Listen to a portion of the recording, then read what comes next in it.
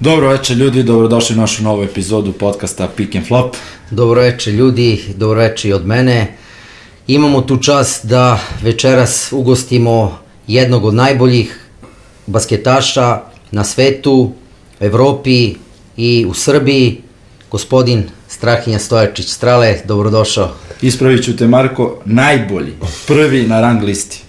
Izvoli. Dobro večer svima, hvala vam na pozivu. Kažem, rekao sam pre emisije da mi je drago što je počela jedna ovakva emisija koja se bavi isključivo 3x3-em i čast mi je biti jedan od prvih gostiju. Hvala Strale, nadam se da si se udobno smestio i da se prijatno osjećaš kod nas u studiju Radio Bravo iz Požarevca. Još jednom bih ti se zahvalio što si prešao dug put po ovom hladnom vremenu, ispoštovao ovu 3x3 priču. Takođe i od mene, što bi rekao, udobno se smesti polećemo, ali neko ti žuća Kina, Mađarska, Koreja, nego Novi Sad, Požarevac. Strale, da ne dužim mnogo, ne trebate mnogo predstavljati, reci nam tvoje početke, košarkaške početke, odrastanje, izvoli, mikrofon je tvoj, bubica je tvoja, nećemo te prekidati. Pažljivo slušam. Pa ništa, mislim kao što većina i ljudi koji prati basket košarku zna, porodica sportska, mama bila gimnastičarka, tata košarkaš, brat košarkaš i negde mislim da je to bio normalan put mog odrastanja. Ja sam odrastao više uz lopte nego uz neke druge igračke i jednostavno sledio sam put koji je meni predstavljen kao ispravan, da se bavim sportom, igram košarku i samim tim što sam sa 2-3 godine već išao na očeve utakmice, pa posle toga i na bratove, mislim da je stvarno negde bilo ispisano da ću ja igrati košarku, pa na kraju i basket. Inače da uputimo ljude da im kažeš da tvoj otac igrao košarku, gde je on igrao kad si ti tad išao da gledaš? Tada kad sam ja bio mali, on igrao u BFC-u, to je bio tad jedan od boljih ekipa u staroj Jugoslaviji.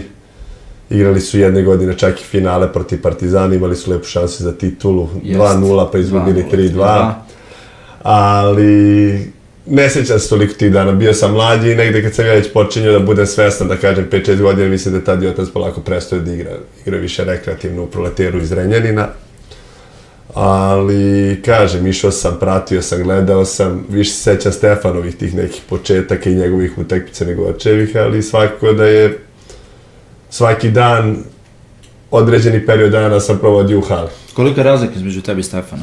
3,5 godine. 3,5 godine i znam da je njega na početku jako nerviralo što sam išao kad smo obojice bili klinici, da duše on 8-9, ja 5, pa onda s njim odem na trening. A ovaj mali me smara. Da, ovaj mali smara, kvari, ali dobro, ali svakako to je neko lepe uspomene.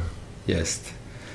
Jedna zdrava sportska porodica, ja se sećam tog vremena, evo sad bih se vratio na priču tvoju, BFC je umalo da osvoji titulu tadašnje nam države, protiv Partizana izgubili su, čini mi se 3-2 u pobedama, pred prepunim Spensom bilo je 2-0 za BFC. Mislim da je zadnja bila u Beogradu, 2-0 iz Beograda su došli iz 2-0. Tako je, sa brejkom. Ja mislim da je to pričao Kuzma, ako se ne varam u podcastu. Moguće, Kuzma igrao, nisam siguran. Čuvena ekipa, Muta Nikolić je bio trener, Topić, Topalović, Kuzmanović i sada da ne nabrajemo više, da ne skrećemo sa teme.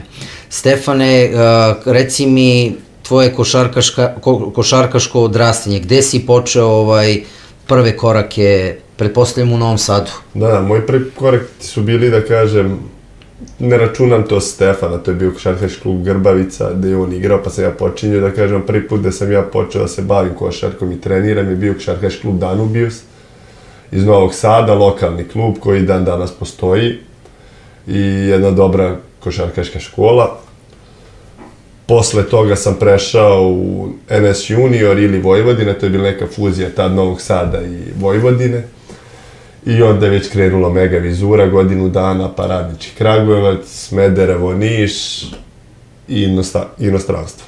Pa dobro, u inostranstvu gde si igrao? Igrao sam u Češkoj, u Slovačkoj, u Češkoj sam bio par godina, imao sam zanimljivo iskustvo, moram reći, u Albaniji sam bio 4-5 meseci. negde taj period kad sam više shvatio da nema pojenta ići po ti nekim državama, tad je došla i ta neka odluka da se prelazi na basket. Do kog vremena je to bilo kad si menjao ekipe? Koliko godina si tada? Pa ne mogu tačno da se setim, ali da kažemo, možda je Žuća pričao o tome u prošloj emisiji. Ja mislim da smo ja i Žuća počeli 2018 ili 19. da igramo turnire. Zajedno, tad sam ja i počeo. Da, pošto je Žuća rekao da on još, ne, Žuća je baš kad je krenuo sa faksom, da je krenuo prvo. Žuća je krenuo baš davno, nego moj prvi, da kažem, prve godine sam već počeo da igram sa Žućom, ako se ne varam, to je neka 2018. ili 2019. godina. Kad sam skroz onda batalio košarku i prešao. To je bilo formiranje ekipe? Tad smo se zvali Vrbas. Avaj. Vrbas smo se zvali, Vrbas Avaj, jeste. Filip Simić, Poceko, Dača Mijatović, Žuća, Branković i ja. I Miroslav Pašarić, ako se ne varam, ali on je u tom periodu još igrao košarku, pa nam se samo leti priključivao.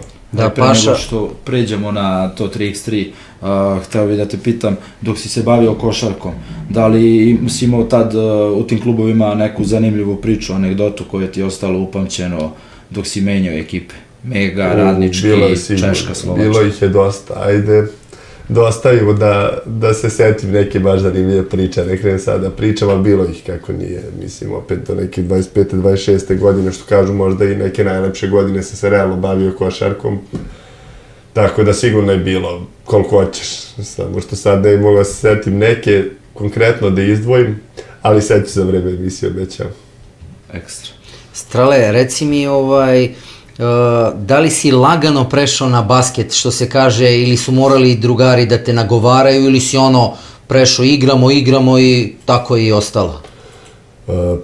Kao što sam rekao, ja sam došao u neki stadijum svog života, slobodno mogu kažem da više nisam bio zadovoljan nekom svojom košarkaškom karijerom, nisam imao neke velike ambicije, smatrao sam da s 25-6 godina ako nisam na nekom nivou, baš je teško da se ti popneš i da realno, stvarno smatram da nije bilo realno da se to desi. I tako da, najveća ta neka prepreka, kažem, je bio taj period šta ako krene loše, pa možda neka finansijska situacija, jer sam vamo ipak imao opet realno lepu platu u košarci, ne neku, bog zna kakvu, ali za život i više nego dovoljno. I negde je to bila najveća prepreka.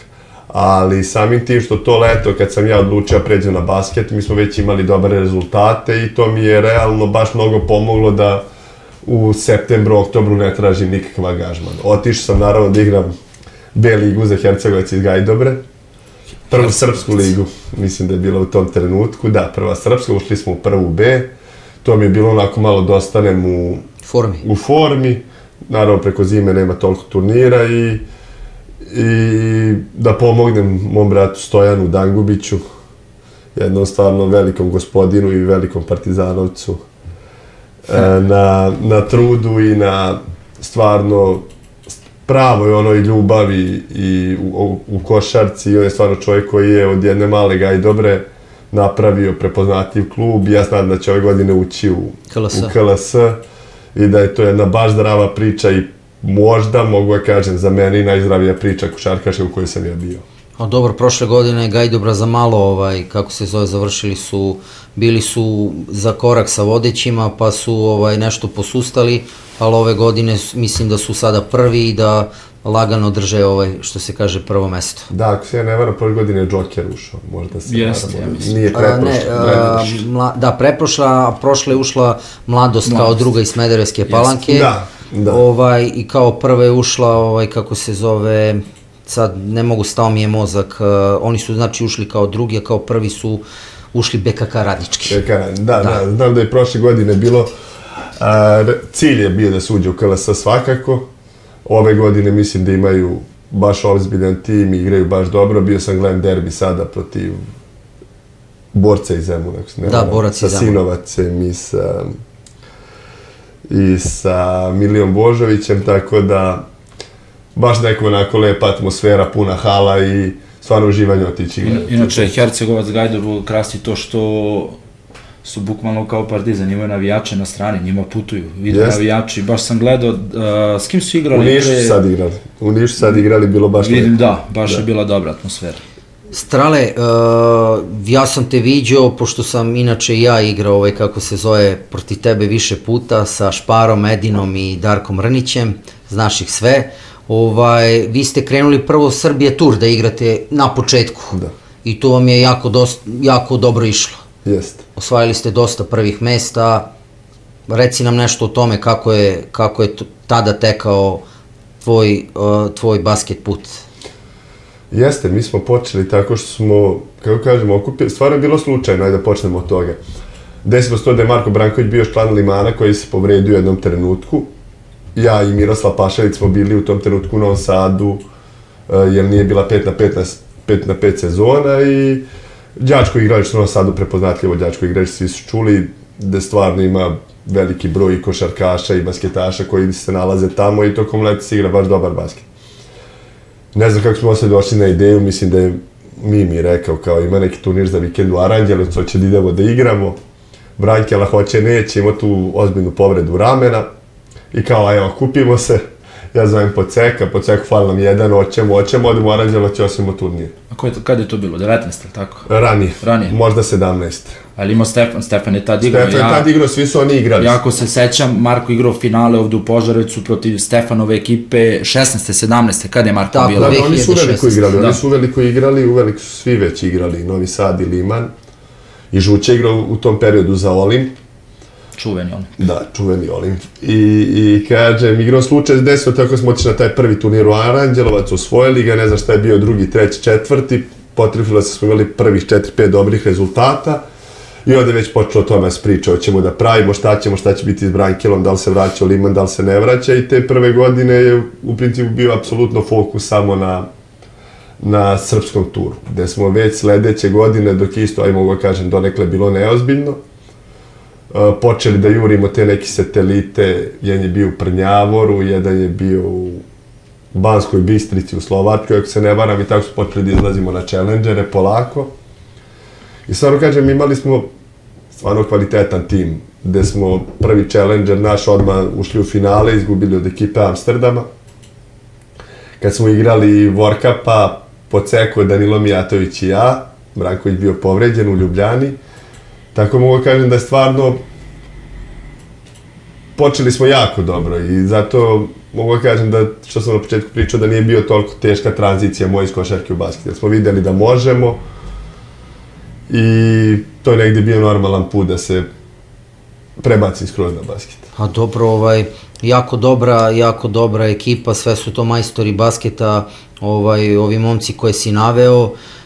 Tražili ste, što je normalno, vizu za evropske i svetske turnire preko Srbija Tura i nekih drugih, eto, ajde da kažemo, satelita što u Republici Srpskoj, Bosni i Hercegovini, Slovačkoj i tako. Reci mi, imaš li u tom periodu nekog igrača sa Srbija Tura koji ti onako, što se kaže, nije ležao, protiv koga si teško, ajde, izlazio na kraj, da kažem, ili ekipu neku koja vam je pravila probleme? Naprimer, kao Olimp, eto, to sam samo naveo primer. Da, pa, zeznuto je sad da kažem, jer stvarno mislim da u tom trenutku sve te najbolje ekipe su već bile na Velturu i nisu toliko igrali srpskih tureva, što je nama, naravno, pomoglo mnogo da osvojimo dosta turnira. Ali sad ovako mogu da se setim mog prvog, nije prvi, drugi osvojen turnir moj je bio u Svilajncu. Čuveni turnir u Svilajncu i sećam se da je Zemun, to je bila godina, Zemun je osvojio završni turnir i mislim njihov prvi turnir sledeće godine, a nama je bio drugi, treći, sećam da smo igrali protiv njih. Ja da kažem, to je neki basket koji je stvarno dao dodatnu motivaciju svima nama da vidimo da možemo, jer stvarno oni su u tom trenutku bili jedna od najboljih ekipa na svetu. Mislim da smo ih pobijeli na kraju 21-19 i to je neka prekretnica gde smo dobili vetar u leđa da možemo da igramo sa svima. Ali se sećam da Dugošiju na početku mnogo nisam volao, uvek mi je bio radilica ozbiljna koja voli da tuče, udara, skače, radi te predaje poslove. Jako zahvalan igrač za ekipu i stvarno vrhunski basketaš, to ne dvojim u pitanju. Ali u tom periodu znam da baš nisam volao da igram protiv Dugog. To je čuvena ekipa Zemuna sa Dugim, Marko Dugi, Dugošija, Vufi, Bogdan Dragović. Rašić i tad im je bio Peja. Dejan Pejić je bio tad. Da, sećam se, Dejan Pejić. Jeste.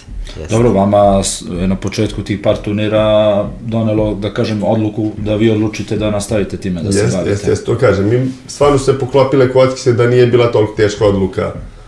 Bukvalno da niste osvojili 2-3 turnira, bilo bi jao ljudi. Ajmo. Da, pitanje šta će. Idemo. Pa kažem, imali smo i sreće, to je isto zanimljiva priča. Očistili vam put ove ekipe što nisu učestvovali, da je bolje. Zanimljiva priča je bila, ne znam godine, jako sam slab s godinama. Nije ni bitno, nema veze. U principu, idemo na turniru u Limassol pre početak sezone.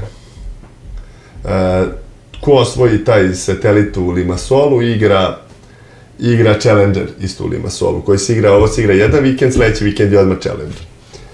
Mi odlazimo na taj turnir, sve moraš sebi da platiš, sveći se koje uče da je bilo, lepi troškovi, avijonske karte, moraš hotel platiti 7-8 dana, Kipar nije jeftino. Rekli sezona kupanja, krenuli ste kvalifikacije.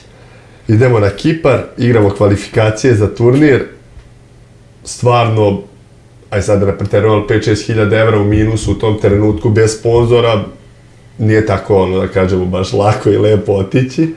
Mi idemo, ne znamo na šta idemo, Dača Mijatović završio sezonu u Makedoniji, nalazi se s nama na Kipru, bukvalno. Prvi put ga vidimo tada. Gubimo 15-11, da ne preteram, 50 sekundi do kraja, mislim da je bilo manje. Time out, Dača traži, sedimo na klupi, niko ne progovara, nam već u glavi, došli smo ovde da uzmemo Challenger, ne znam šta ćemo. Dešava se neko ludilo, vetar duva, ne postoji opcija da se šutne dvojka na koš. Znači, Limassol su najgori uslovi, igra se tačno na obali, u tom periodu duva, ko da dvojku, taj je pobedio. S dve dvojke je sigurno pobedio basket. 15-11 za njih, mislim da Poceko dobija neka 2 bacanja, ubacuje 2, mi faul na njima, oni maše oba. Faul na Dačina, 4 sekunde do kraja mora da 2 bacanja. Pritisak. Duva, Dača je, da ne slažem, 17 sekundi tapko loptu. Samo stane malo do duva, Brežica bukvalno ovako stoji skroz podignut. Daje 2-2, ulazimo u produžetak, Poceko daje trojku od tablu. I kraj. Za pobedu i kraj. Za kraj. I tu na kraju, stvarno opet kažem, imali sreće, to sve desilo, uzmemo taj turnir, da je lepa bila baš nagrada za kvalifikacije. Odemo na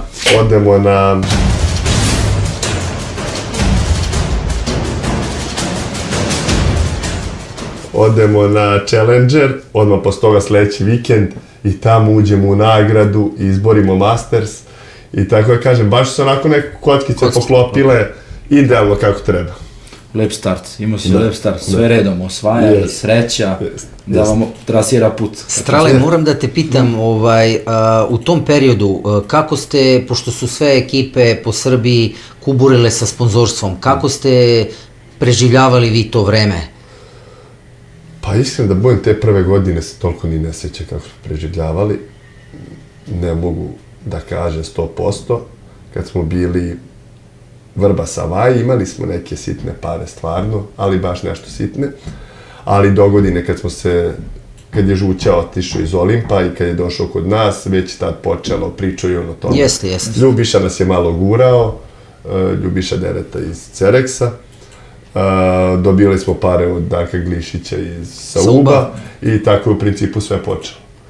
I mislim da smo i tu donekle imali sreće, jer pojedine ekipe koje su bile i bolje od nas, Liman, Zemun, Novi Sad, imale su, ali čak mislim da smo mi odmah u startu, mogli da kažemo da smo s njima imali bara, a realno su završivali znatno više od nas. Ti si baš imao sreće gledajući kako si krenuo 3x3, otvorili se turniri, osvajali. Da, sve. Limassol, sponsor, gledajući Žuća kako je pričao, Žuća svake godine je bio, što bi rekli, SPS sam plaća sve, nisi imao sponzora ni za šta. Jeste, nama je, opet kažem, nisam taj koji može da priča o tom nekom periodu, početka kad sam realno počeo dosta kasnije od Žuće, Dekija, Buluta, Stefana, Vasketa, da ih ne nabrajam sve, ali tih nekih prvih generacije koje su počeli.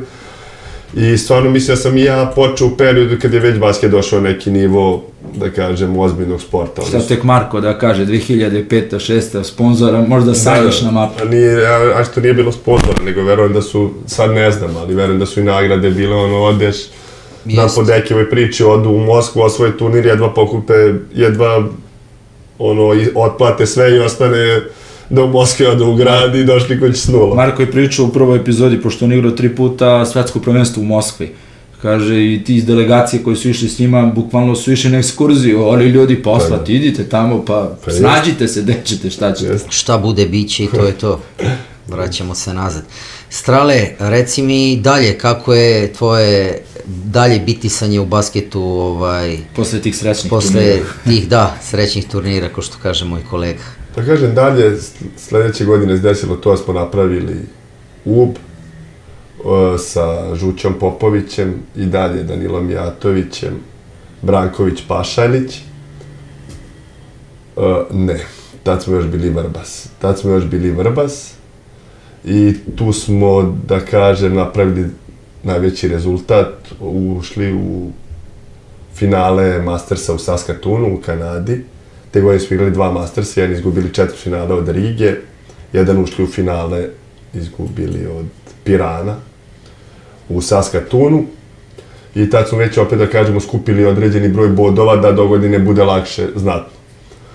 Igrom slučaja se desilo posle toga da se Novi Sad isto rasformisao, gde su Dejan Majstorović i Marko Savić došli kod nas, napravili smo u tom trenutku fuziju, gde smo uzeli ime UB. Na početku je bilo Žuća Popović, Branković, Pašalić, Savke i Majstor, gde su nam se priključili trener Ždero i Dača, i onda, kažemo, to je već početak ove priče UBA i svega što smo mi uradili, da kažem, počinje ozbiljnije sa tim nastankom 3x3 UBA. Dobro, vi ste tad skupili bukvalno, da kažem, od 10 top naših igrača, kod vas je bilo već 7 igrača. Pa nije, u tom trenutku nije bilo tako. Ali, da kažem, nije bio Bulu tad, ko još nije bio? A nije bio niko Tvoj Borazer, okej, ali... Iz Limana, ali bili ste svi... U tom trenutku realno je bilo, da kažem, mi smo verovali da ćemo biti dobri, jer smo znali šta dobijamo sa Dekijem i Savketom, ali dok tog trenutka stvarno, da kažem, nisu nas toliko smatrali ozbiljnim, jer realno nismo mi do tog trenutka napravili neki rezultate. Naši rezultati su počeli, da kažemo, od 3. 4. zajedničkog turnira. Ali 2 iskusna igrača i vi mlađi koji ste već, dižete karijeru. I ta prva godina je bila jako teška za nas. Bile su pripreme za prošle olimpijske igre i onda su Majstorović i Savić imali baš dosta obaveza, tako da i ta prva godina je bilo onako... U Pekingu, misliš? Da. Ne, u Tokiju. Ne, u Tokiju, izvini, Japanu, da, vreme korone odloženo. Vreme korone, Tokiju, da. Tako da i ta prva godina što tiče nije bila baš kako smo je zamislili, ali od kako su se vratili sa olimpijskih igara smo krenuli da igramo kako treba i da pravimo baš dobre rezultate. Čekaj, je to bilo kada je Žuća slepo crevao? Jeste. Da, jer on je baš pričao. Žuća slepo crevo i te godine...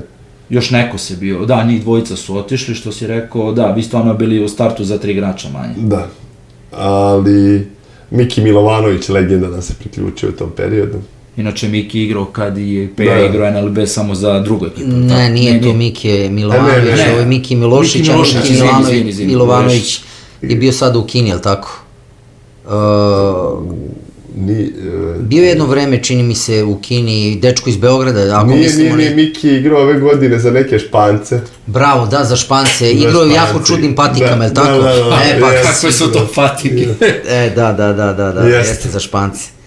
Jeste, tako da nam je Miki tu pomogao u tom periodu baš mnogo, stvarno, i isto je neverovatan momak, neverovatan radnik i kažem, stvarno smo i to opet pričamo o sreći, stvarno se potrefilo da je uvijek bila neko baš jako dobra atmosfera kod nas u ekipi i da svi momci koji su dolazili su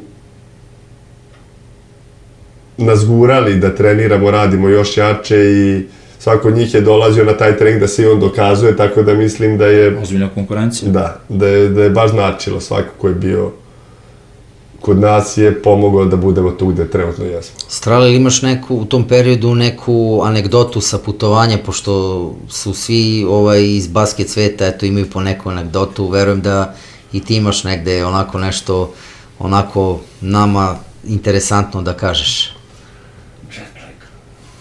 Jet laga ima koliko hoće, nećemo o jet lagu. Nemoj samo i kada je pričao Žuća, kad niste mogli da spavate u avionu zbog onih čuvenih poraza, vodite 20-16, pa ti lupaš povor, pa nije vam ni do čega. Da, tu godinu sam i zaboravio, eto. Što sam rekao? Tu godinu sam i zaboravio kad smo izgubili, pa ne mogu da nabrojim koliko, 5-6 basketa smo izgubili na jednu loptu. I svaki bitan, svaki koji je bio bitan smo izgubili na jednu loptu. Anegdotu jednu da ispričam. Tad, kad ste bili u Ubu, te prve godine, ako je bilo nešto. Te prve godine, ljudi, kad bi ja mogu da se... Nije moranje, nema veze. Ne, sećaš se. Na primjer, jako zanimljiva scena je bila, Dejan Majstorović, ga znate, ne treba mnogo pričati o njemu, ali to je čovjek koji baš ne voli da izgubi, ni u čemu god da igraš, on daje 100% pobedi. Pravi pobednik. Pravi pobednik, jeste, i skoro sam pričao u nekoj emisiji da stvarno mislim da je on kad je došao kod nas, da li si tako potrefili, imali smo dosta tih poraza u zadnjih sekundi, od kad je on došao, sve te lopte su prešle na našu stranu i sve te baskete smo pobeđivali, što smo generalno gubili. Stvarno mislim da nam je donao taj pobednički mentalitet i tu želju na svakom treningu da budeš što bolji, što spremniji, da ne dozvoliš nikad da izgubiš, pa se to vrati i na terenu. Ali jednom periodu smo igrali stalno Uno karte, to nam je bilo ono kad smo u sobi, ne znamo šta ćemo, ajde Uno igramo. I pošto on voli da sve bude pedantno, da sve stoji kako treba, ima svoj neki mir, da nikoga ne dira, mi uvedemo pravila u Unu, ne smeš da diraš kad baciš, ne smeš ništa da nameštaš, ne smeš ovo, ne smeš ono. To mi posla, to nešto. I zadnje se neka partija gde je on, 10 puta je pitno karte pomerio da on namesti, ono non stop mora da vuče. I seća se jednom trenutku, ustaje u pola partije i zavod ustaje i kaže: neću više da igram s vama, odo ja u drugu sobu. I namerno bacili. Namerno baci sve karte, ja u drugu sobu. A kako su, imali smo neki apartman da su bila dve sobe i u centru je bio apartman gde smo igrali karte. Dve sobe i seća se, on sedi na krevetu i sad Savke koji u tom trenutku znali su se duže nego mi, pošto prva godina. Ajde, deki da igraš vas. Neću, nije pošteno, svi igrate protiv mene. Tako da, Ivano smo prestali da igramo, ali je bilo dosta puta. I sa Mikijem je bilo smiješnih scena u Unu. Dobro, mislim...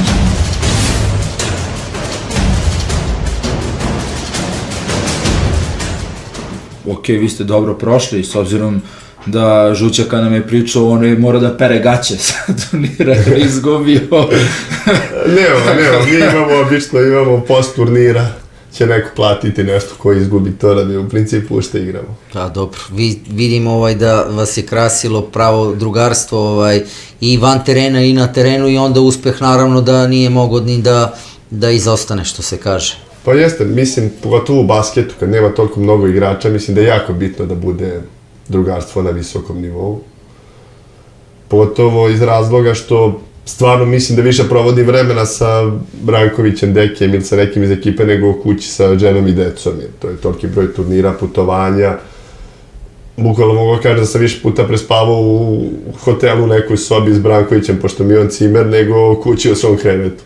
I onda mislim da je to najbitnija stvar od svega u basketu. Četvorica ste, ne sme da ima ni malo te zle krvi, mora da se zna, da se kaže i kad je loše i kad je dobro, da se popriča i da je to najbitnije za dobru atmosferu i dobar rezultat. Baš tako. Tu baš jedan da ne funkcioniše, tu je kraj. Da, čim je jedan nezadovoljan, primeti se i bitno je da, stvarno smatram da smo i zbog toga baš na nekom visokom nivou, jer dolazilo je, ajde, smo imali čarki, pa da ne preteram, ali preko 50 u prve 2 godine. To je sastavni deo sporta. Preko 50 u prve 2 godine i donekle mislim dok jedan drugom nismo rekli sve šta smeta njemu, šta smeta meni, on je zamerao mene pošto ja ne volim da treniram, ja sam baš neradnik. Markova škola. Baš neradnik i onda je on stalno imao tih nekih zamerki gde stvarno mislim da sam ja svoj trening unapredio dosta iz razloga što je svaki dan je to govorio i na početku sam ja govorio ne diraj me, ne smaraj me, pusti me ali vremenom kako on bio uporan i kako je veliki broj rasprava bio, sad je došao neki dobar nivo da je svaki trening u principu da se igra jako i da ne voliš više na treningu da izgubiš. Viš kako je to zanimljivo.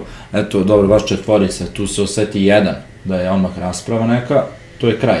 Eto, ti nisi volio, malo čarke uspelo. To me je podsjetilo, sad malo skrećem s teme, ali čuvena sezona Partizanova 92. kad su bili šampioni. Verovatno ljudi znaju da Danilović i Đorđević oni godinu dana nisu pričali uopšte, ali opet 12 igrača. Pa je moglo, ovde jedan igrač uče. Jeste, i mislim da je jako bitno to što stvarno, ajde verujem jedan drugom i nemamo to pa svaki svađe, da li prošlo sat, 2, 3, 5, 10, ali uglavnom isti dan se sedne, porazgovara se normalno, izvini ti, ajmo dalje i cepaš dalje.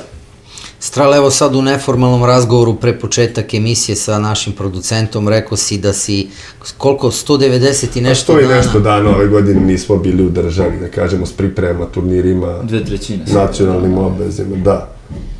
I stvarno to je, po meni je najteži deo ovog posla je taj, što smatram da nije basket još došao neki nivo da naprave bar slično tenisu, da ako si u Aziji, si mesec dana u Aziji pa igraš. Da ne ide s kontinenta na kontinent. Nego je zeznuto kad si ti negde u Kini pa se vraćaš nazad za Evropu i onda moraš da ideš za Japan, na primjer. Jeste. I to je jako, jako teško i poremeti se naravno i ishrana i san i sve i... Vremenske zone. Da, moraš sam da se navikne, ne da se navikneš, ali moraš sam da dođeš do najboljeg rešenja kako da ublažiš da to što bolje podneseš. To što si rekao, ja ono se setio kada je Žuća pričao, vi ste igrali Kina, Mađarska, Koreja, Kanada, vraćate se Novi Sad, opet idete Tajvan. To mi je najteži period u basketu, bukvalno taj. A vremenske zone, negde imaš mnogo manje sati za odmor, retko da imaš ti nešto puno da se odmoriš. To je sigurno najteži period kad sam igrao basket. Subote, nedelje je bio turnir u Kini, utorak, sreda, četvrtak, Mađarska, subota, nedelja, Koreja. U 7 dana si, da kažeš, pošto si išao i odavde i tamo promenio pa nazad, pa tamo pa nazad. U 10 dana si promenio 2 put zonu što ne može više, bukvalno po 8-9 sati. Još ste dodali na kraju tu Kanadu, došli kući, mislili kraj, oni vas zovu nazad Tajvan. Jeste. Strahinja Stoječić i reprezentacija Srbije. Reprezentacija Srbije, pa sigurno san svakog sportiste, deteta, koji se odluči da igra sport, da se bavi sportom, sad zavisi kako ko ima, ali u svakom slučaju. U svakom sportu je dres reprezentacija nešto najviše. Naravno, kažem, kao mali si mašto i NBA-u i o svemu, ali neku reprezentaciju ima tu posebnu čar i posebnu moć što te vuče ka svemu. Moje prvo takmičenje, svetsko prvenstvo u Antwerpenu, pre 3 godine, da kažemo, 2022. Olimpijska godina je bila, kada je Tokio bio, 21. pomerili su. Da, 22. samo je da kažemo, kad je bila ta neka, te neke promene u reprezentaciji Srbije, kad su Dušan Bulut i Savić završavali posle olimpijskih igara. Imao sam tu čast i privilegiju i donekle sreću da dobijem šansu svoju na svetskom prvenstvu u Antwerpenu sa Vasićem koji je već bio iskusan, Dekijem Majstorovićem i Brankovićem, gde smo stvarno osvojili i odigrali turnir perfektan, gde nam je Dejan bio lider od početka do kraja.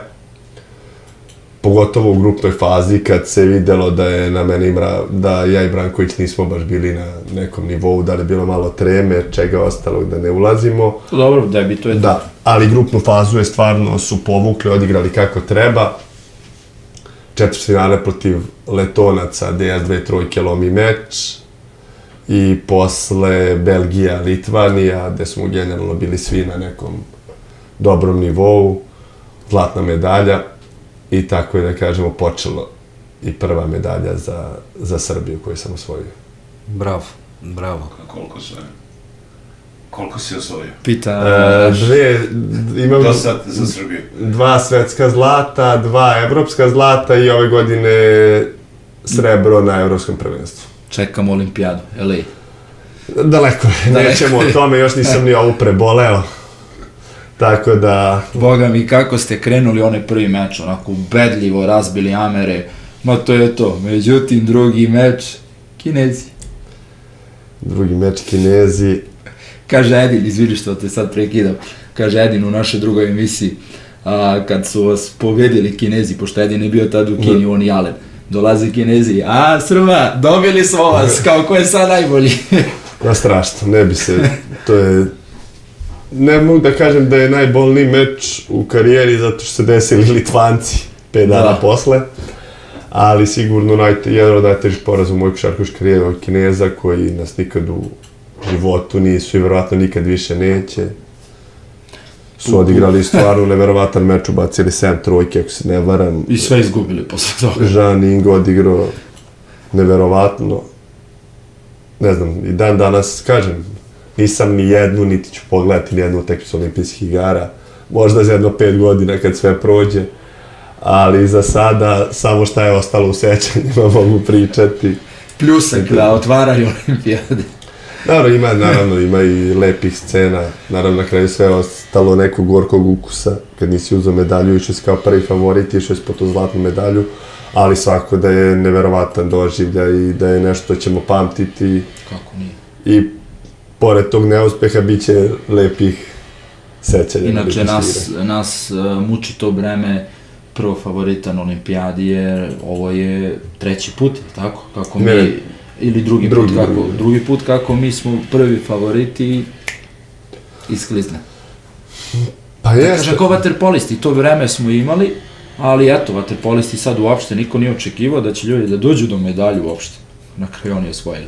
A dobro, mislim, normalno je da idemo s tim nekim očekivanjima, jer rezultati su takve da ti daju prava da to očekuješ. Nije da sad da smo išli bez osnove da idemo po zlato. Mi idemo po zlato, ja kažem, ja 2 godine nisam izgubio ni jednu utakmicu za nacionalni tim. Nikad u životu do olimpijskih igara nisam imao poraz za reprezentaciju. Koliko ste imali na olimpijadi? Kina i nokaut poslije kad ste Nije ispali? Kina. Ne, imali ste još jednu. Kina, Letonci, da. Litvanci i Francuzi, 4. 4 od toga, ajde kažemo, Kinezi koji su promijenili ceo tog takmičenja, Litvanci koji su imao za polufinale i 18-14, 2 minuta do kraja, što se nikad nije desilo u životu da propustimo, i četvrtfinale Francuzi koji su odigrali stvarno isto perfektan meč, što mislim da mi nismo odigrali toliko loše, ali su jednostavno bili bolji i to je, da kažemo, negde zaslužen poraz. A ovo od Kineza i Litvanaca je nešto čemu će se, mislim, tek pričati kad svi budemo malo hladnije glave. Fascinantni su mi ti Francuzi, gledajući olimpijadu, oni su, kako je išla utakmica po utakmicu, oni je naput sve bolji i bolji. Ajde što su domaćini.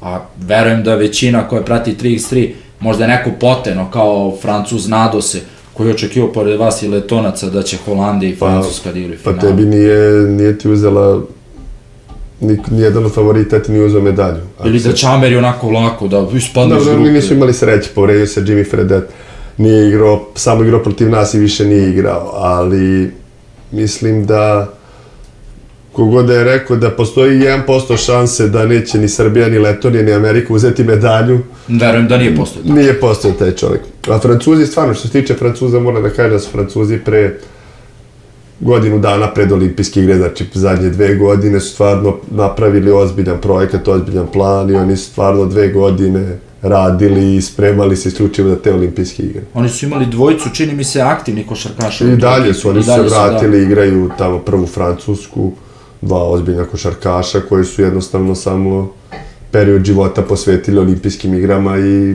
spremanju za to.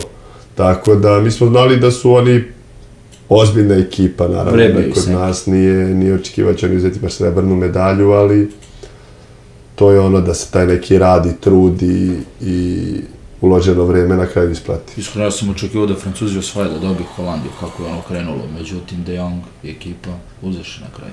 Vorti, jedan od najboljih igrača u istoriji koji je ikad se bavio ovim sportom, stvarno ozbiljan igrač i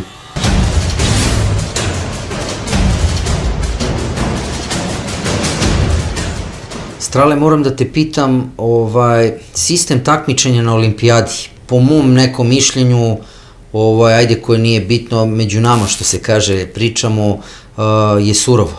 Moraš da odigraš 6-7 utakmica, pa posle idu eliminacione borbe od četvrtfinala do polufinala i na kraju finale. Malo je napornije.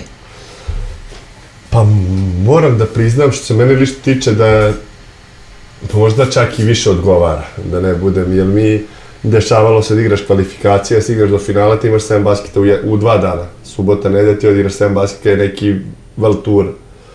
A ovde opet imaš 7 utakmica u grupi i onda da li četvrtfinale ili onda direktno polufinale, finale. Tako da imaš nekih 10 utakmica za 8-9 dana, što mislim da nije toliko strašno.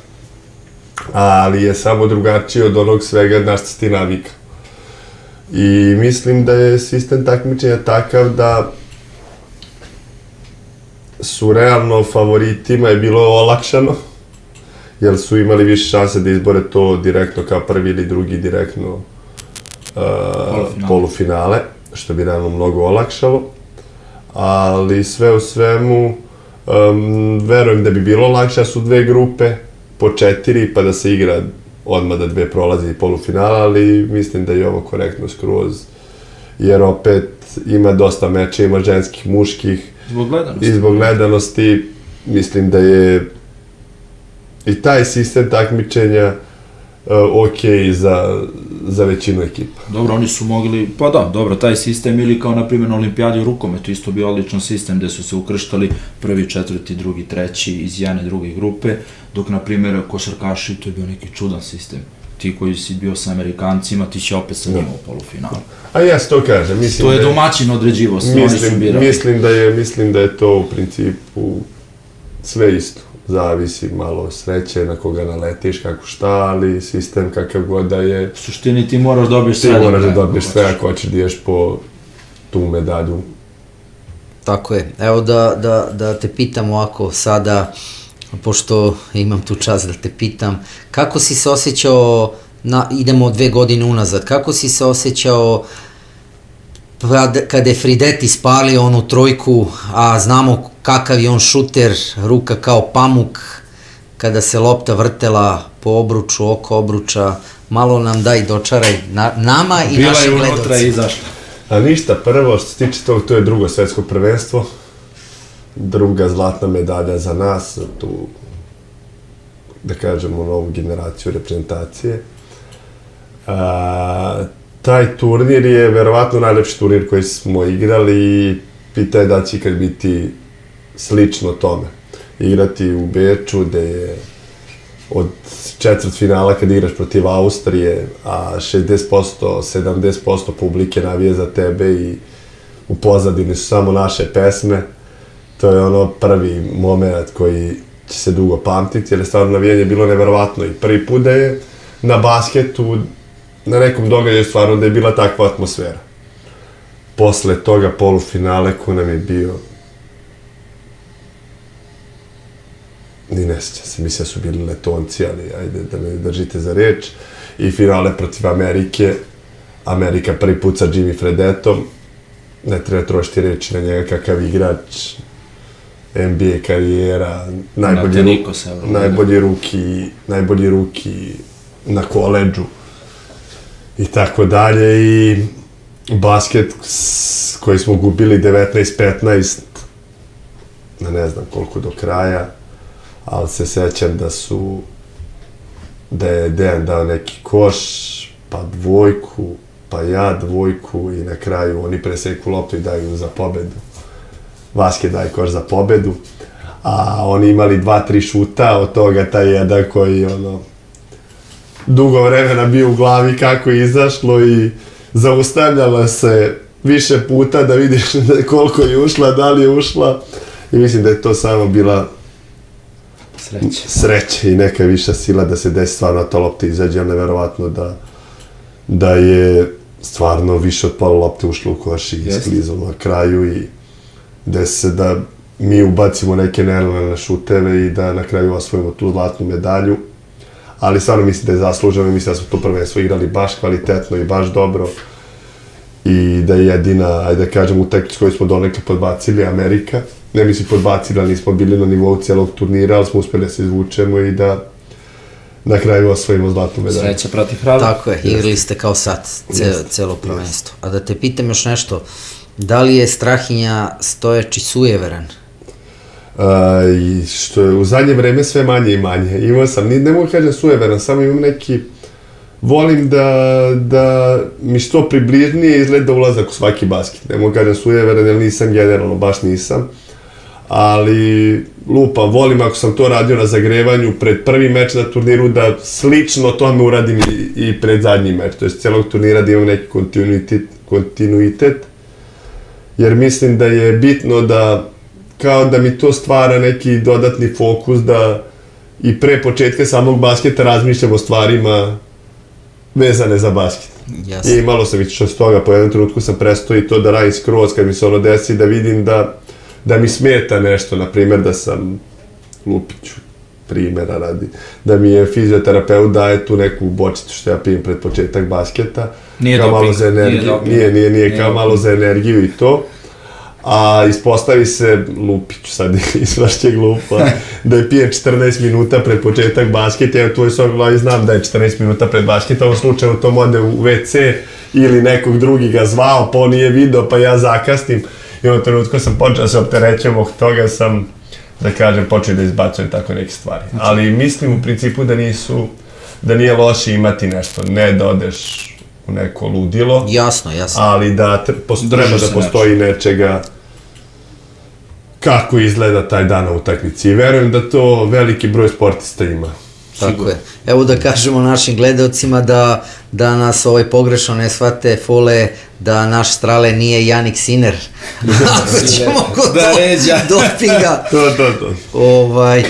Reci mi, ima li neka priča sa time-outa kad se lomi basket, kada je ono bukvalno ili, ko tu preuzima primat inicijativu, kakvi su dogovori sa time-outa, eto, možda bi to zanimalo naše gledalce i imate neku akciju koju vi baš pozivate. Pa mislim da je mi u principu gledamo najviše to ko je bio u najboljem ritmu taj basket. I da s time negde vodimo ko uzima taj šut ili ko odluče o tome šta će raditi zadnji napad. Nema veze to toliko o bilo kojim prethodnim. Naravno da ima ako neko rešio zadnje 3, verovatno će uzeti i 4. Ali gledamo da je igrač koji je u najboljem ritmu taj basket uzme akciju koja njemu najviše odgovara i da s tim probamo da završimo basket. I mislim da je to najbitnije, da ne treba da ne trenutka bude isključivo da je neko lider i da on uzima tu loptu, nego u zavisnosti kako se osjećaš, kakva si ritmu. Da, ako ide čoveka. Mada, setio sam se protiv Holandije, što sam ti bio rekao pre emisije, tebe ništa nije išlo. Imao si neko kucanje dobro i na kraju si pogodio trojku. To je stvarno isto opet bio neki neiznuđen šut, naravno nije bio uopšte plan da je ja šutnem u zadnjoj sekundi sa loga, to su ipak ti šutevi koji ima u basketu, imaš ih baš mnogo. Jeste. I koji su jako česti i što ti kažeš sreće, ali lupam, imao sam takvih 5, u zadnjih godinu dana 1 će ući, ne što ja vežbam, nego procentualno mora da uđe, a mnogo je više takvih šuteva nego u košarci. Sad si me podsjetio, beše Zemun tako osvojio isto nekim čudnim. Bogdan Dragović je dao. Bacio čovjek i on upade. Jer jednostavno 12 sekundi je za napad i kratko je. I često se desi da tebi lopta ostane u ruci u 2-3 sekunde do kraja i da moraš da izmišljaš neki šut. Što generalno u košarci imaš 24 sekunde, odbrana se pomera, možda dođe do tog nekog ekstra pasa da je odbrana, gde su u principu svi blizu i jako mnogo situacija imaš kad ističe vreme lopte. Ne otvori si igrač za isplanirano i ti moraš. Jednostavno moraš da ih upućiš, tako da mislim da je to protiv Holandjana čista sreća, jeste, ali stvarno mislim da se ti šutevi ne mogu kažem uzimaju, ali da se šutiraju u basket. Pa, boga mi, zadnjih 2-3 godine, ne samo u basketu, u košarci ima mnogo tih, da kažem, nenormalnih, da ja sve mislim, što, dobro, i znam za neke, da igrači to vežbaju, bre, na treningu. Oni to šutiraju, vežbaju, ako dođe u tu situaciju, to je to. Pa ja lično ne vežbaju, mislim da nisam tajni u ekipi koji će uzeti te neke najteže moguće šuteve, to u principu je Dejano posao i Dejan taj radi, klasičan šuter.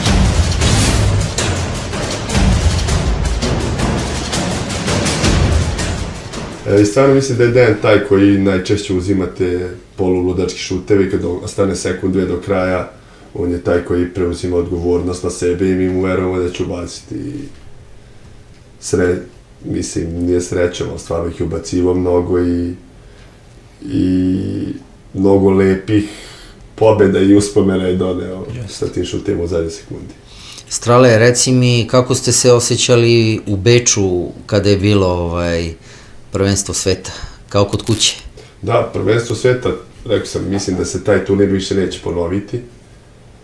Takva atmosfera, takvo navijanje, do sad nije bilo viđeno na 3x3 sceni stvarno i ludilo koje je onako na početku, sećam se kad smo izlazili pred finale, pošto je, znaš, ti si igrao, znaš da je sve onako metalna konstrukcija i sećam se izlaze Amerija, 3, 4, 5 hiljada ljudi, ne mogu sad tačno kažem, koji broj udara u one skele, puca, mi dole u tunelu čekamo da izađemo. Stvarno... Kao u gladijatorskoj areni, tako? Stvarno, onako, dodatno neka motivacija i još veću sigurnost osjećaš kad znaš da imaš toliko ljudi koji su došli da te podrže i gledaju i navijaju za tebe. Naša dijaspora je položila sa 10+. Iz Beča moj. Jeste, sad na primjer bilo, isto je bilo fenomenalno, daleko od toga, neverovatno opet, ali ovog puta kad smo igrali protiv domaćina finale Evropskog prvenstva, nisu toliko dozvolili ni naših, ni da DJ pušta našu muziku i to, sad su bili onako 50-50, dok je ovo svetsko bilo 80-20 na našu stranu. Ali zanimljiva sad priča, podsjetio si me, eto, prvi put neka reprezentacija na svetskom prvenstvu ima bukvalno ceo stadion, montažnu tribinu, svi navijaju, to je prvi put reprezentacija i prvi put kada je Žuća pričao u Kini kad su igrali u Shenzhenu, gde su se iznenadili, on je tad bio u Partizanu, navijanje, isto Kinezi, FIBA, gledaju šta je bre, isto tako i u Beču, to nije im jasno šta, čekaj gde se igra u Srbiji ili... To samo mogu ludi Srbi, što se kaže. Jeste, kažem, imaš dosta i lokalnih turnira, nego drugačije, zato što je em što se ne navija, em što su ljudi pola-pola, što je normalno. Ali mi smo, na primjer, imali isto, ja se sećam turnira na Palama. To mi je isto jedan od lepših turnira koji sam igrao u životu. Gde je stvarno isto bilo navijanje, ludnica. Oni tamo posebno vole, posebno nas vole. Sad sam bio na Jahori, na skijenju, pa spustim se dole na Palat, pa je... Vole i oni ga baš i košarku i sport i sve prate, ali da li smo i mi tu bili blizu kad smo igrali tek naši početci i onda ima taj neku dodatnu težinu i kad se ja pojavim i stvarno mi je svaki put lepo kad odem tamo. Ti si Strale rođeni Novosađanin, tako? Moram da te pitam, Novi Sad je prestonica basketa, kao i Beograd isto, da kažemo i Kragovec, eto tako veći gradovi. Mnoge ekipe, mnogi igrači su pekli zanat kod naših trenera, pogotovo u Novom Sadu, dolazili su i stranci, čak i ti Austrijanci dolazili su da sparinguju. Reci mi malo više o tome kako protiču ti treninzi, šta se radi, da li se otkrivaju sve karte, pošto ima dosta kretnji, ovako, onako, reci nama i našim gledalcima nešto više o tome. Da, pa prvenstveno mislim da je jako bitno da pred početak sezone ti imaš već dosta basketa u nogama, da kažem, protiv kvalitetnih ekipa. I mi kao Srbi imamo tu sreću da u Srbiji imaš 10, 12, 15 ekipa s kojima neću da zvučim prepotentno, ali verujem da ćemo u većini slučaja pobediti, ali ozbiljan basket se igra. I onda mi imamo s kim da treniramo, dok klupama, Austrijanci, Belgijanci, Pa i Holanđani isto. Holanđani nemaju dobar sparing kod njih. I onda oni dolaze u Novi Sad na pripreme, sad trenutno ti već u Novom Sadu imaš Liman, UB i Hvanžu, kinesku ekipu, koje su 3 ozbiljne ekipe i oni samim tim kad dođu u Novi Sad znaju da imaju već 3 opcije s kim mogu da igraju i da treniraju. Tako da mislim da je to jedan od glavnih razloga zašto se dolazi baš u Novi Sad, jer rekao si Novi Sad je Prestonica basketa 3x3 i svi oni znaju da najviše mogu da nauče i vide ako dođu kod nas. I mislim da je to glavni razlog zašto dolaze i da pomažu i oni nama, ali i mi njima, jer mislim da je sport na tom nekom nivou da još nije došao na nivo da možeš sam, ne znam kako bi uopšte objasnio, nije došao sport na taj nivo da može da se dolazi do tih nekih velikih rivalstava, jer svako od njih je potreban da bi ovaj sport rastao putem kojim je krenuo. Što bi rekli, pomažete jedni drugima da podignete taj sport na još veći nivo. Da. I ja stvarno mislim da će sport basket 3x3 tek za 10, pa možda i 15 godina doći na neki ozbiljan nivo i misliš u smislu pokrivenosti i finansijski, da bude baš kao nešto slično Euroligi, tako? Pa ne može da dođe na taj nivo nikad košarka i ni ne treba da dođe na taj nivo. Ali da bude praćen, tako? Ali da bude praćen i da bude više ekipa i da bude finansijski veće nagrade i da se malo Ameri uključe. Ameri imaju ozbiljne reprezentacije i timove, ali na primjer nema nijedan turnir u Americi. Tako da mislim da sada će oni početi ozbiljno spremaju za olimpijske igre, neće dozvoliti da opet prođu bez medalje. Kao u košarci što je bilo. Da. Dovoljno ih je zagolicalo ovaj neuspeh, mogu da kažem slobodno, baš da je bio neuspeh. Tako je, da. I da će sad svim silama da se napnu da dođu do medalje. Da, tako da mislim da ako se oni uključu u organizaciju svega pravljenja timova, turnira i svega, da će to basket ići na još jedan veći nivo. A verujem se i nadam se da u naredne 3 godine će oni to uraditi da bi u Los Angelesu izgledali što bolje mogu. A na što mi je interesantno sad kad kažeš, eto, seća se kad je Marko pričao od prvog svetskog 2006, ili tako, pa do dan danas, eto, skoro 20 godina, Amerikanci nisu ništa preduzeli u smislu da se kod njih ti turniri, da oni dignu na taj nivo. I dalje se čeka to i verovatno te olimpijade. A ja mislim da njima, prvo kad pogledaš... NBA kolač. Pa to, a i generalno im je daleko. Njima je daleko, oni kad putuju u Kinu treba im mnogo vremena, za Evropu im treba mnogo vremena, a finansijski, stvarno mislim da u Americi ti možeš da zaradiš... Da, lepe pare. Lepe pare na neki drugi način i mislim da nije još došao, to baš sam da oni naprave neku... Da nije još došao taj nivo basket, da ti igrači koji igraju G lige i ostalo pređu skroz na basket. Što verujem da se desi za 10-15 godina kad skoči još nagradni fondovi i kad bude više para u basketu, verujem da će sve više kvalitetnih košarkaša prelaziti da igra. Pa eto, samim tim što su pričali i Jedin, Alen i Žuća u Kini, eto, Sonny Wims, Cousins, ima Amera, polako i oni tamo dolaze. Da, Kina ulaže najviše od svih u basket i oni su odlučili da ulažu u basket kada nisu uspeli se kvalifikuju na 5x5 olimpijske igre, a njihov savez je imao želju da jedna od ekipa učestvuje na olimpijskim igrama i onda su oni većinu sredstava prebacili u 3x3 i mogu da kažem da je trenutno ubedljivo najjača po manje treba, 4 igrača, dok ovo ti moraš 12, aj ne 12, ali sigurno jedno 7-8 dobrih da bi ti uradio nešto na olimpijadi. Reci nam baš kako je ta saradnja između kineskih igrača i srpskih klubova, kako je to krenulo? Pa ta saradnja je počela još davno, sad opet ajde na početku, ja nisam biti u priči, Liman u tom trenutku, 2017-18 je počeo saradnju sa Kineskom federacijom I tad su već kineske ekipe počele dolaze i reprezentacije počele dolaze da se spremaju u Novi Sad.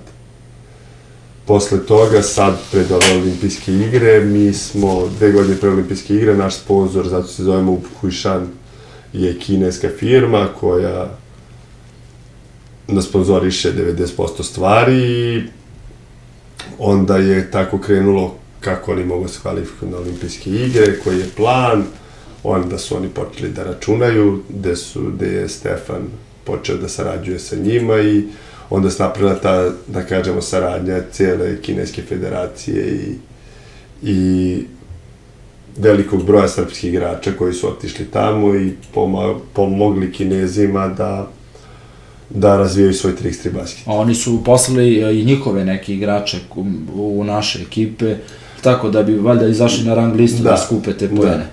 Da, zato što mi, kažemo, imamo dosta kvalitetnih igrača koji imaju određen broj bodova i to je negde bio velika olakšica za njih da imaju šanse da se kvalifikuju na olimpijske igre. Zanimljiva priča. Opasni su Kinezi, uče od najboljih, dolaze kod najboljih, sparinguju sa najboljima, tako da nemoj da... I mislim stvarno da je za srpske igrače baš ozbiljna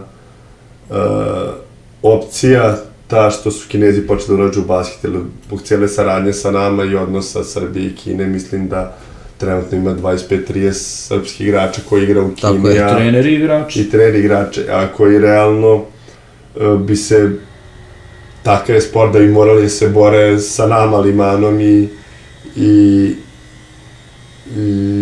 Hvanžuom i Partizanom da dođu do nekih turnira i para, a ovo je opet neka opcija koja je dosta lakša, a... Ili po zarada?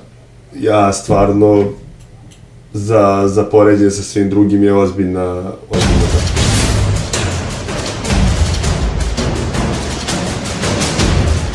Strale, možeš da kažeš našim gledalcima, eto i nama, kakvi su tvoji dalji planovi? Moji dalji planovi, sad sam na pauzi. Evo, da budem iskren, prvi put sam vidio loptu posle 20-25 dana i nisam planirao ni da je vidim još. Da je sklorio. Pauza tamo negde do 20. januara totalna. Jako smo rano počeli prošle godine zbog priprema za olimpijske igre i bukvalno od 10. januara nisam pravio pauzu do ovog završnog finalnog Veltura koji se završio pre nekih 20 dana. 11 meseci. 11 meseci, tako da je malo veća pauza ovu zimu uzeto, skijanje, porodica, deca i ostale sportske aktivnosti, ali bez košarkaške lopte. I ništa, čekamo 29. april, tad je prvi zvanični turnir za UB. Iskren da budem, čuo sam, to jest nešto je selektor Zdero pričao da su prvi put FIBA napravili neki svetski kup na Tajlandu. Reprezentacije na Tajlandu. Sad, da li će se to igrati, da li neće i dalje, ne znam, ali ajde, možda to bude prvi turnir ili u martu, posle toga, naravno, u World Tour i čekamo sledeće turnire za nacionalni tim, da vidimo šta će s tim biti, ali plan svakako dobar odmor i u nove pobede. Reci nam da uputimo gledalce, dobro, većina zna da si ti broj 1 na svetu i vaša ekipa je isto prva. Kako ide to sa poenima? Verujem da ljude zanima, ima ko ne zna. Da, pa poeni se računaju tako, imaš nivoje, slično jako kao tenis, imaš nivoje turnira. Branite, verovatno. Da, 9 najboljih turnira u godini ti se računaju, konkretno ne moraš da braniš, nije baš kao u tenisu, u tenisu imaš 4 Grand Slema pa i braniš, u basketu imaš 17-18 Mastersa i računa se svakom pojedincu 9 najboljih rezultata na turnirima, a tim se računa tako što se 3 najbolje igrača iz tima računaju u jedan tim. Tako da je bitno u principu da imaš što više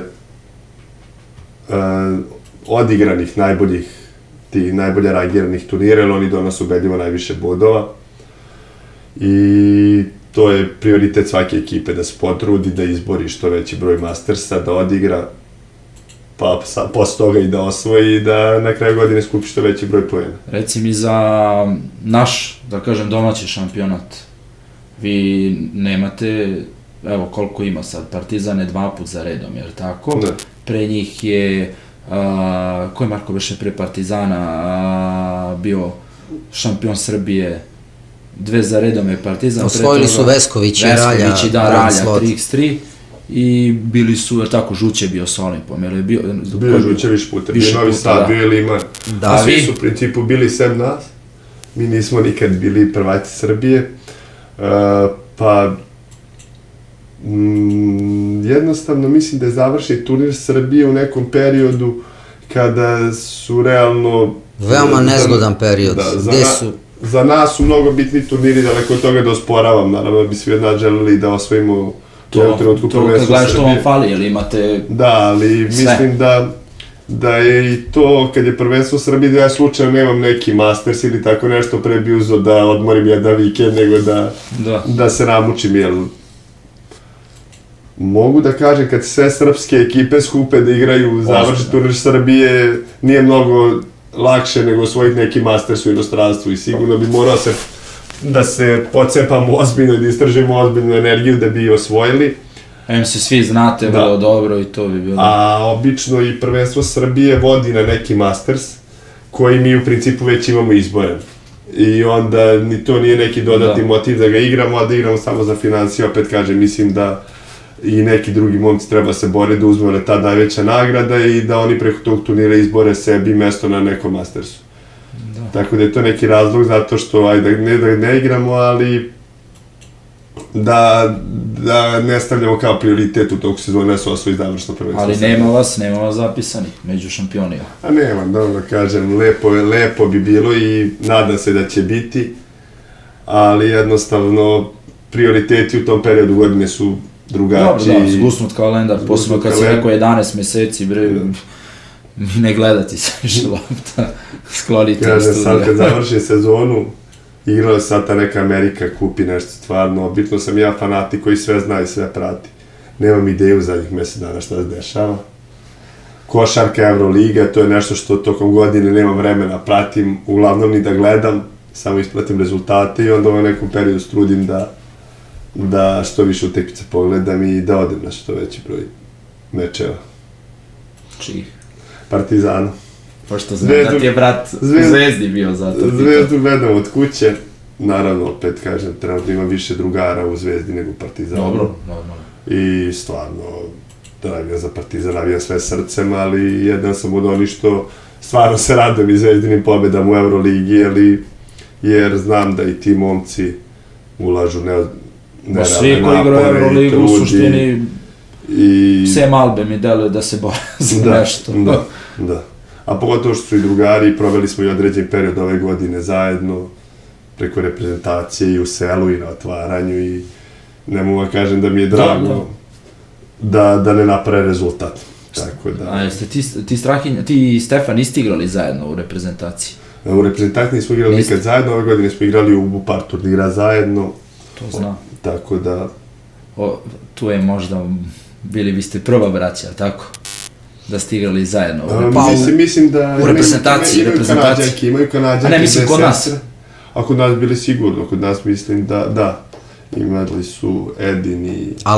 Alen koji su igrali već zajedno, ne za reprezentaciju, ali u timu, ne znam ni da li ima mnogo uopšte... Nema. Braća Žigon jedino što... Da, ali i na World Touru i po reprezentaciju tam nema... Samo oni Portorikanci što su bili. Braće Klavel, ali oni nisu igrali konstantno zajedno, tako da su, eto...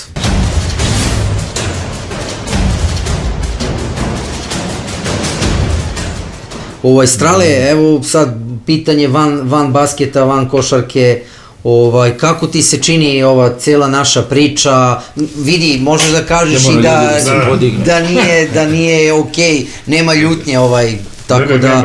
Na početku sam odmah rekao, meni je stvarno drago da je počela neka ovakva priča o 3x3 basketu, jer smatram da u Srbiji ima dosta zanimljivih stvari i ozbiljnih rezultata o kojima treba negde da se priča i sigurno da ovo možda bude i za vas, a i za sve nas jedna ozbiljna emisija ako nastavi, da ima jako mnogo gostiju koji bi mogli da dođu i da pričaju o svojim iskustvima i... Mogu bi da ih pozoveš, kao broj 1. Naravno, ja stvarno mislim da mogu da kažem sigurno da svi od ovih momaka koji igraju basket su uglavnom stvarno ozbiljni momci, veliki lafovi i verujem da će se većina njih odazvati na ovakvu priču. Kao što sam i mama rekao, mislim da je veliki problem lokacijski, što je, ajde da kažemo, u principu većina nas iz Novog Sada i nije tako blizu. A nije ni daleko. A druga stvar, što je raspored nama takav kakav je i ako mi verujete, meni desi da po 5 meseci do Beograda ne odem ovako, da odem, nego samo aerodrom Novi Sad i putovanje. Imali smo sreću, znači, da dođeš. Da, sad je taj period godine kada smo na pauzi i kad stvarno verujem da i će se odazvati još dosta njih, jer nema toliko obaveza prema treningu. Odosi nam tajnu, a nećemo sada da odajemo položaj, što se kaže. Primenit ćemo to, pa nadam se da će tu gostovati Deki Majstorović i selektor Ždero i Dača Lukić, sada ne nabrajam. Tvoji saigrači, tvoji rivali. Imaj koliko hoćeš. Ne možeš da nabrojiš, a da slučajno nekog ne izostaviš. Jeste, jako veliki broj, da kažem, trenutno u Srbiji, trenutno imaš aktivnih, od ovih što igraju na World Touru, 6-7 ekipa, svaki od tih momaka realno zaslužuje da dođe i imaće sigurno po neku lepu priču da ispriča. To verujem. Evo sad, kad si rekao lepu priču, imali smo zanimljivo pitanje kako smo mi uopšte došli na ideju da radimo podcast. Evo, na primjer, ja sam bio planirao da radim podcast još pre nego što mi je žena zatrudnela sa drugim detetom i evo ima 2 godine. I znam da, ja sam čuo, Marko, igrali smo basket stalno i Marko isto spominjao. I eto, do duše, ajde, žena se porodila, nisi imao vremena, realno malo dete, ajde, u februaru napunio go, sad će 2 godine u februaru. I ja sve više i više, ajde, mogu bi neki, vidim, mnogo ima košarkaških podcasta, ja gledam, pratim 3x3, Marko, šta pričamo, čovek igrao među prvima, taj sport pionir, svi ga znaju. I ja, čekaj bre da ja krenem, i ja čuo da Marko isto hoće, i ja hoću. A pazi, mi igrali smo koliko hoćeš termina, nikad nismo pitali jedan drugog. I ja, halo Peo, brate, aj se nađemo i mi sednemo, ajmo brate da radimo podcast. On čovjek, možemo to, ja to, ajmo to. I eto mi, bukvalno, možda 2 godine smo imali sigurno ideju da radimo. Tako je. Ali eto, sad smo krenuli u realizaciju. Ekstra. Bukvalno neke sa srećom. Hvala, brate, hvala i još jednom bih ti se zahvalio, jer po ovim vremenskim uslovima si došao da nas ispoštuješ, ideš dalje sa porodicom, čisto si u prolazu ovde. Ali imao je sreća opet, mnogo sreće ima, evo ne pada sneg, sve si stopio. Dobro, ima sreća u turnira do vremena. Neka bude snega tamo gde ide, tako da želim ti ovako puno zdravlja, tebi i tvojoj porodici, da lepo provedete novogodišnje i božićne praznike, da zaobiđu povrede i Bože zdravlje, da nas obraduješ sa dosta medalja za nacionalni tim, sa UB-om da osvojiš sve što se može osvojiti. Ja mislim da je to Pazi, ja ti želim isto to, ali sa druge strane, kao navijač kluba za koji ti navijaš, želim možda više tog klubu da osvoji više nego ti, ali dobro, na šta? Meni je svakako drago koji Marku, koja god da je naša ekipa u tom 3x3, da naša ekipa bude šampion, a ne da kažem, ovi sad letonci ne mogu da ih gledam, muka da ih gledam. Zovite Milivojević u jednoj sledećih emisije, bit će zanimljiv gost, a i s tvoje strane. Šalitru.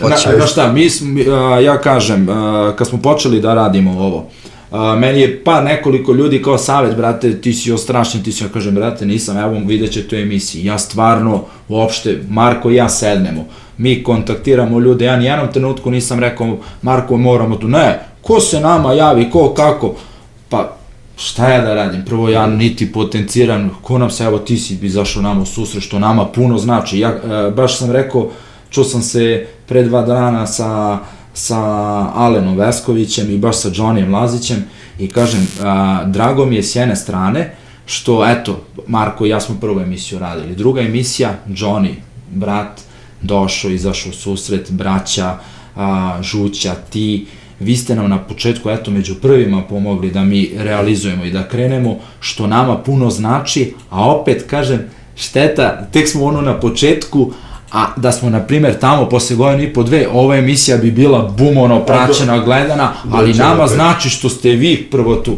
jer realno, došli su ti momci koji se ozbiljno bave ovim sportom, Johnny znamo gde je igrao, šta, mlad momak, pretenduje da sutradan vas zameni u reprezentaciji, braća isto šampioni bili, Žuća, ti, nema šta da pričamo o vama, Žuća među prvima, ti si broj 1, tvoja ekipa je broj 1 na svetu.